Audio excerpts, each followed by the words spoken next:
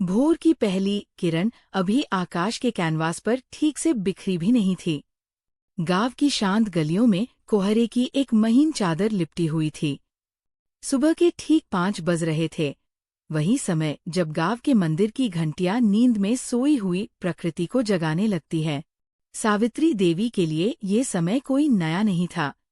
पिछले 30 वर्षों से उनकी दिनचर्या का यही नियम था।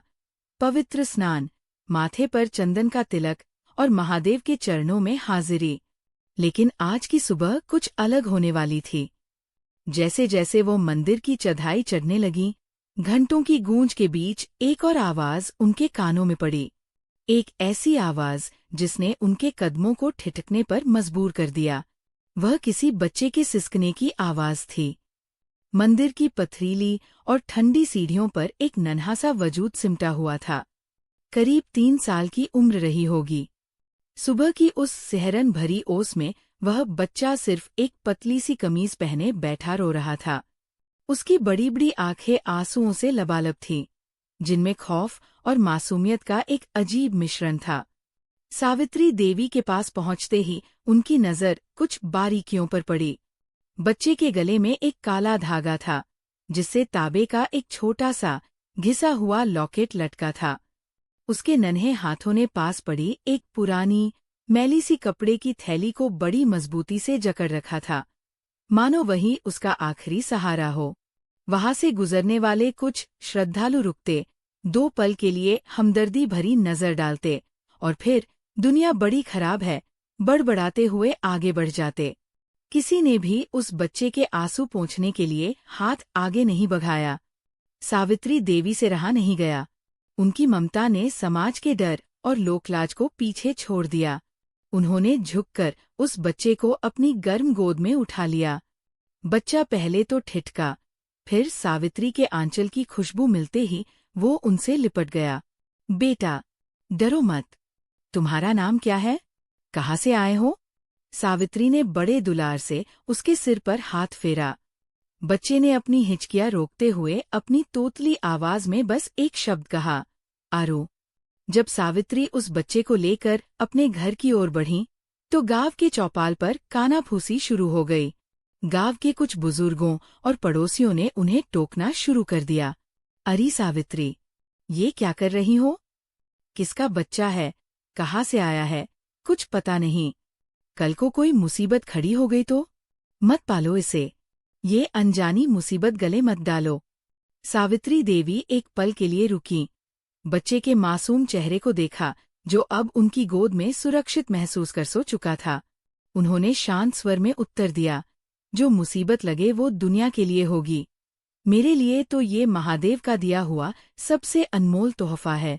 उस दिन सावित्री देवी सिर्फ एक अनाथ बच्चे को घर नहीं लाई थी, बल्कि उन्होंने एक ऐसी कहानी की नींव रखी थी, जो त्याग और प्रेम की नई इबारत लिखने वाली थी। सावित्री देवी का घर गांव के आखिरी छोर पर एक छोटी सी मिट्टी की कोठरी थी। छत पर खपरेल थे, जो बरसात में गाहे रोने लगते थे। लेकिन उस घर की दीवारों में ममता की ऐसी गर्माहट थी, जो महलों में भी मयसर नहीं होती। सावित्री एक विधवा थी। पति के जाने के बाद उनके पास विरासत के नाम पर सिर्फ एक पुरानी सिलाई मशीन और अटूट स्वाभिमान बचा था। दिन भर मशीन की चरचर की आवाज उनके जीवन का संगीत बन गई थी। मोहल्ले की औरतों के ब्लाउज सिलना, फटे कपड़ों पर रफू करना, यही उनकी आजीविका थी। जब वो उस बच्चे को घर लाईं, तो उन्होंने उसका नाम रखा आरव। आरव धीरे धीरे बड़ा होने लगा। घर में पैसों की तंगी तो थी, पर प्यार का अकाल कभी नहीं पड़ा। सावित्री अपनी थाली की आधी रोटी आरव के हिस्से में चुपचाप खिसका देती और खुद पानी पीकर सो जाती। सावित्री ने तय किया था कि आरव वह जीवन नहीं जिएगा जो उन्होंने जिया है। उन्होंने रातों की नींद बेचकर आरव के लिए स्कूल की वर्दी और किताबों का इंतजाम किया। आरव आज भी वह पुराना तांबे का लॉकेट पहनता था।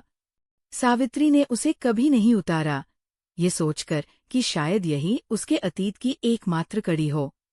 बचपन की मासूमियत तब तक ही सलामत रहती है, जब तक दुनिया की कड़वाहट उसे न छुए। एक दोपहर आरव स्कूल से भागा भागा घर आया। उसकी आंखों में वही खौफ और नमी थी जो सालों पहले मंदिर की सीढ़ियों पर थी। उसके घुटने छिपे हुए थे और स्कूल का बस्ता मिट्टी में सना था। क्या हुआ आरव? चोट कैसे लगी बेटा? सावित्री ने घबराकर पूछा। आरव उनकी गोद में सिर रखकर फूट फूट कर रो पड़ा। सिसकियों के बीच उसके शब्द निकले। माँ, स्कूल में सब चिढ़ा रहे थे। कह रहे थे कि तू तो अनाथ है। ये तेरी असली माँ नहीं है। मंदिर की सीढ़ियों से उठाकर लाई है तुझे। सावित्री का कलेजा मुंह को आ गया। उन्होंने आरव के आंसू पोंछे और उसे अपने सीने से लगा लिया। उस पल की खामोशी में हजारों शब्द छिपे थे। सावित्री ने आरव की आंखों में आंखें डालकर बड़े धीरज से कहा, बेटा, दुनिया को बोलने दो। याद रखना, रिश्ता सिर्फ पेट से नहीं होता, रूह से होता है। माँ खून से नहीं, दिल से बनती है। तू मेरी कोख से नहीं जन्मा, पर मेरी दुआओं से जन्मा है। और क्या दुआ से मिली चीज कभी नकली हो सकती है? आरव ने अपनी माँ का चेहरा देखा। उन झुर्रियों वाली आंखों में इतनी सच्चाई थी कि आरव का सारा दर्द पिघल गया। उस दिन आरव के मन में एक बीज बोया गया, नफरत का नहीं, बल्कि संकल्प का। उस नन्ही उम्र में ही उसने मुट्ठियां भींचकर खुद से वादा किया, मैं इतना बड़ा आदमी बनूंगा कि मेरी माँ को फिर कभी कोई दुख न हो। मैं इस पुरानी सिलाई मशीन को हमेशा के लिए आराम दूंगा। अतीत की आहट और वो आलीशान कार। वक्त का पहिया अपनी रफ्तार से घूम रहा था। आरव अब 15 साल का एक होनहार किशोर बन चुका था, जिसकी आंखों में सुनहरे भविष्य के सपने थे और हाथों में सावित्री की मदद करने का जज्बा। गांव की वही धूल भरी सड़कें, वही शांत दोपहर। लेकिन आज कुछ बदलने वाला था। गांव के कच्चे रास्तों पर जब एक चमचमाती काली लग्जरी कार आकर रुकी, तो पूरा मोहल्ला ठिठक गया। धूल उड़ाती उस गाड़ी ने सीधे सावित्री देवी के पुराने जर्जर दरवाजे के सामने ब्रेक मारे। गांव वालों के लिए ऐसी गाड़ियां सिर्फ फिल्मों का हिस्सा थीं। कार से 2 सूट बूट पहने गंभीर व्यक्ति उतरे। उनके चेहरे पर एक अजीब सी बेचैनी और उम्मीद थी। उन्होंने इधर-उधर देखा और पास खड़े एक ग्रामीण से पूछा, क्या यहाँ सावित्री देवी का घर है? क्या यहाँ आरव नाम का लड़का रहता है? सावित्री उस वक्त आंगन में कपड़े सुखा रही थी। अजनबियों की आवाज सुनकर वो बाहर आईं। उनका दिल बिना किसी कारण के तेज धड़कने लगा। एक अनजाना डर उनकी रूह को सिहरा गया। जी, मैं ही हूँ सावित्री। क्या काम है? उन्होंने दुपट्टे का पल्लू ठीक करते हुए पूछा। उनमें से एक व्यक्ति ने बिना समय गवाए अपनी जेब से एक पुरानी लैमिनेट की हुई फोटो निकाली और सावित्री के सामने रख दी। तस्वीर देखते ही सावित्री के हाथ कांपने लगे। वह फोटो उसी छोटे से बच्चे की थी, जिसे उन्होंने 12 साल पहले मंदिर की सीढ़ियों से उठाया था। वही गोल चेहरा, वही मासूम मुस्कान, और सबसे बढ़कर वही तांबे का लॉकेट जो आज भी आरव के गले की शोभा बढ़ा रहा था। ये बच्चा, ये तो आरव है। सावित्री की आवाज लड़खड़ाई। सावित्री जी, ये बच्चा सालों पहले मुंबई के एक बड़े मॉल से भीड़ के बीच अचानक गायब हो गया था। पुलिस और जासूसों की बरसों की मेहनत के बाद हमें इस गांव का सुराग मिला है, दूसरे व्यक्ति ने भावुक होते हुए कहा। उसने आगे जो कहा, उसने सावित्री के पैरों तले की जमीन ही खिसका दी। ये बच्चा कोई अनाथ नहीं है। ये मुंबई के मशहूर करोड़पति उद्योगपति राघव मेहता का इकलौता वारिस है। उनके खोए हुए बेटे का नाम आर्यन मेहता है। सावित्री का पूरा संसार एक पल में ताश के पत्तों की तरह बिखरता हुआ महसूस हुआ। जिस बच्चे को उन्होंने अपनी भूख मारकर पाला, जिसे दुनिया की नजरों में अपना बेटा बनाया, वो आज पल भर में किसी और का हो गया था। गरीबी की दीवारें जो कभी प्यार से भरी लगती थी, आज उन्हें काटने को दौड़ रही थी। सिलाई मशीन की वह चरचर अचानक खामोश हो गई। सामने खड़ी वो आलीशान कार अब एक उम्मीद नहीं, बल्कि एक जुदाई का पैगाम लग रही थी। क्या सावित्री आरव को उसके असली परिवार को सौंप देगी? और आरव, जब उसे अपनी इस पहचान का पता चलेगा, तो वह क्या करेगा?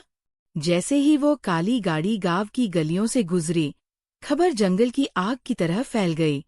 15 साल पहले की वो धुंधली यादें आज एक साफ तस्वीर बनकर सबके सामने खड़ी थी। राघव मेहता के आदमियों ने जो कहानी सुनाई, उसने गांव वालों के रोंगटे खड़े कर दिए। सच्चाई यह थी कि आरव का अपहरण किसी फिरौती के लिए नहीं, बल्कि आपसी रंजिश के चलते हुआ था। अपहरणकर्ता पुलिस की घेराबंदी से इतना घबरा गए थे कि उन्होंने नन्हे आरव को मंदिर की उन सुनसान सीढ़ियों पर लावारिस छोड़ दिया और खुद फरार हो गए।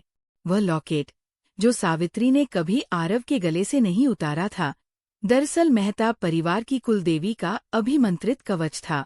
उसी छोटे से ताबे के टुकड़े ने आज बरसों बाद एक बाप को उसके बेटे तक पहुंचा दिया था। संदेह की कोई गुंजाइश न रहे, इसलिए शहर से डॉक्टरों की एक टीम बुलाई गई। सावित्री का दिल हर पल डूब रहा था, पर वो जानती थी कि सत्य को झुठलाया नहीं जा सकता। आरव और राघव मेहता के नमूनों का मिलान किया गया। 24 घंटे बाद जब रिपोर्ट आई तो कागज के उस टुकड़े ने मुहर लगा दी, आरव ही आर्यन मेहता है। अगले ही दिन धूल भरी पगडंडियों पर गाड़ियों का एक लंबा काफिला रुका। बीच वाली गाड़ी से एक प्रभावशाली व्यक्तित्व वाले शख्स उतरे, राघव मेहता। उनकी आंखों में सत्ता का गुरूर नहीं, बल्कि एक पिता की बरसों की तड़प और नमी थी। वह सीधे सावित्री की उस टूटी हुई चौखट पर पहुंचे। सावित्री हाथ जोड़े खड़ी थी। उन्हें लग रहा था कि शायद आज उनकी ममता की हार हो जाएगी, लेकिन दृश्य इसके उलट था। करोड़ों के मालिक राघव मेहता ने सावित्री के फटे हुए आंचल और मेहनत से सने हाथों को देखा। उन्होंने बिना सोचे समझे अपना सिर झुकाया और सावित्री के पैरों में गिर पड़े। बहन जी, आपने सिर्फ मेरा बेटा नहीं पाला, आपने मेरे वंश को जीवन दिया है। दुनिया जिसे अनाथ समझकर ठुकरा रही थी, उसे आपने अपनी रूह से सींचा। आज मैं जो कुछ भी हूँ, आपकी इस निस्वार्थ ममता का कर्जदार हूँ। सावित्री की आंखों से आंसू बह निकले। आरव, जो कोने में खड़ा ये सब देख रहा था, दौड़कर सावित्री से लिपट गया। उसके लिए वह आलीशान कारें और करोड़ों की दौलत बेमानी थी। उसकी दुनिया तो उस सिलाई मशीन और माँ की गोद में सिमटी थी। गांव की उस धूल भरी गली में सन्नाटा इतना गहरा था कि सिलाई मशीन की रुकी हुई सुई की चुभन भी महसूस की जा सकती थी। एक तरफ शहर की चकाचौंध, सुरक्षा और करोड़ों का साम्राज्य खड़ा था, और दूसरी तरफ एक बूढ़ी माँ की ममता, जिसकी झुर्रियों में आरव का पूरा बचपन सिमटा था। राघव मेहता की आंखों में उम्मीद की चमक थी। उन्होंने आरव के कंधे पर हाथ रखा, एक ऐसा हाथ जिसमें अधिकार भी था और पश्चाताप भी। बेटा आरव, या कहूँ आर्यन, राघव की आवाज भावुकता से भर गई। तुम्हारी असली जगह यहाँ की तंग गलियों में नहीं, मुंबई के उन ऊंचे आसमानों में है। वहाँ तुम्हारा इंतजार एक आलीशान कमरा, बेहतरीन शिक्षा और वो सब कुछ कर रहा है जो तुमने कभी सपनों में भी नहीं देखा होगा। चलो बेटा, अपने असली घर चलते हैं। सावित्री देवी एक कोने में खड़ी थी। उनके चेहरे पर एक फीकी सी मुस्कान थी, वही मुस्कान जो एक माँ तब पहनती है जब उसका बच्चा उड़ान भरने के लिए तैयार हो। उन्होंने भारी मन से आरव के गाल सहलाए और धीरे से फुसफुसाया, जा बेटा, तेरा भाग्य तुझे बुला रहा है। मैं तो बस एक जरिया थी तुझे यहाँ तक पहुँचाने की। पूरा गांव टकटकी लगाए देख रहा था। सबको लगा कि गरीबी का दामन छोड़कर कोई भी समझदार लड़का सुनहरे भविष्य की ओर दौड़ पड़ेगा। आरव ने एक नज़र उन महंगी गाड़ियों पर डाली, फिर अपनी माँ के कांपते हाथों को देखा जिनसे आज भी धागे की महक आ रही थी। आरव के कदम हिले। वह आगे बढ़ा, लेकिन कार की तरफ नहीं।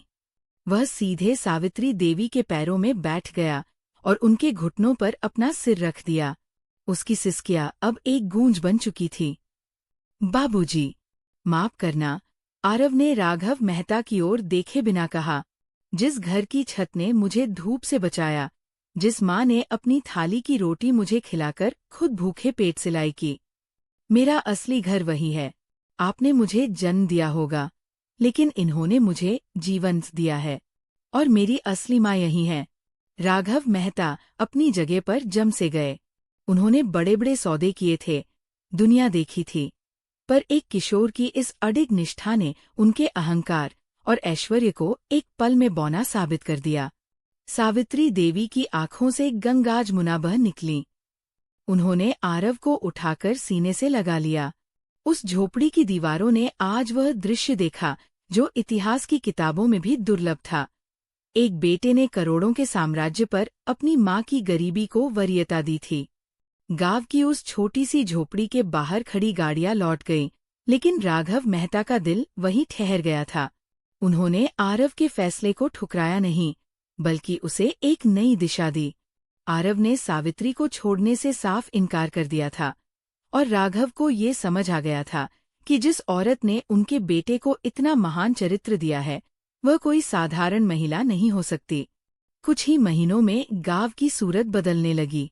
जहां कभी धूल उड़ती थी, वहां ईंट पत्थर जुड़ने लगे। राघव मेहता ने आरव की इच्छा और सावित्री के सम्मान में गांव के बीचों बीच एक विशाल इमारत खड़ी कर दी। उस सुनहरी तख्ती पर बड़े बड़े अक्षरों में लिखा था, सावित्री माँ शिक्षा मंदिर। ये सिर्फ एक स्कूल नहीं था, बल्कि उस सिलाई मशीन की मेहनत और मंदिर की सीढ़ियों पर मिले उस आरूद के संघर्ष की जीत थी। सावित्री देवी को उस ट्रस्ट का मुख्य संरक्षक बनाया गया, ताकि गांव का कोई भी बच्चा शिक्षा से वंचित न रहे। आरव शहर गया। उसने मुंबई के सबसे प्रतिष्ठित कॉलेज में पढ़ाई की और अपने पिता राघव मेहता के विशाल साम्राज्य को संभालना शुरू किया। अब उसके पास मखमली बिस्तर थे, नौकर चाकर थे और दुनिया भर की सुख सुविधाएं थीं। महीने का आखिरी शनिवार आते ही आरव अपनी आलीशान कार छोड़कर उसी पुरानी पगडंडी पर नजर आता। वह शहर के 5 सितारा होटलों का खाना छोड़कर सावित्री माँ के हाथ की बनी सूखी रोटी और गुड़ बड़े चाव से खाता। आज भी वो अपनी माँ के पैरों के पास जमीन पर बैठकर ही सोता था। एक दिन एक प्रसिद्ध बिजनेस मैगजीन ने आरव का इंटरव्यू लिया। हॉल खचाखच भरा था। रिपोर्टर ने एक तीखा सवाल किया, मिस्टर आर्यन मेहता, आपके पास आज अरबों की संपत्ति है, देश के सबसे सफल युवा उद्यमी हैं। आपकी इस बेमिसाल सफलता का असली राज क्या है? पैसा, दिमाग या विरासत? आरव के चेहरे पर एक शांत और गहरी मुस्कान तैर गई। उसने जेब से वो पुराना, घिसा हुआ तांबे का लॉकेट निकाला और सबको दिखाया। मैं 1 करोड़पति का बेटा जरूर हूँ, और ये विरासत मुझे मेरे पिता से मिली है, आरव ने गर्व से कहा। लेकिन मेरी असली अमीरी, मेरी असली ताकत मेरी माँ की वह ममता है, जिसने मुझे मंदिर की सीढ़ियों से उठाकर इंसान बनाया। पैसा तो हाथ की मैल है, पर जो संस्कार मुझे उस सिलाई मशीन की आवाज के बीच मिले, वही मेरी सबसे बड़ी पूंजी है। गांव के स्कूल के बरामदे में लगी एक बड़ी सी स्क्रीन पर जब सावित्री देवी ने अपने बेटे को ये कहते सुना, तो उनके हाथ कांपने लगे। उनकी आंखों से आंसू बह रहे थे, पर इस बार उनमें न तो डर था, न ही जुदाई का गम। ये गर्व के आंसू थे। सावित्री ने अपनी पुरानी सिलाई मशीन की ओर देखा, जो अब एक शोकेस में सहेज कर रखी गई थी। उन्हें एहसास हुआ कि उन्होंने सिर्फ एक बच्चा नहीं पाला था, बल्कि एक ऐसी मिसाल पेश की थी जो सदियों तक सुनाई जाएगी कि रिश्ता खून से बड़ा आत्मा का होता है। अगर आपको ये कहानी पसंद आई हो तो प्लीज़ मेरे चैनल को लाइक करें, शेयर करें और सब्सक्राइब करना ना भूलें। धन्यवाद।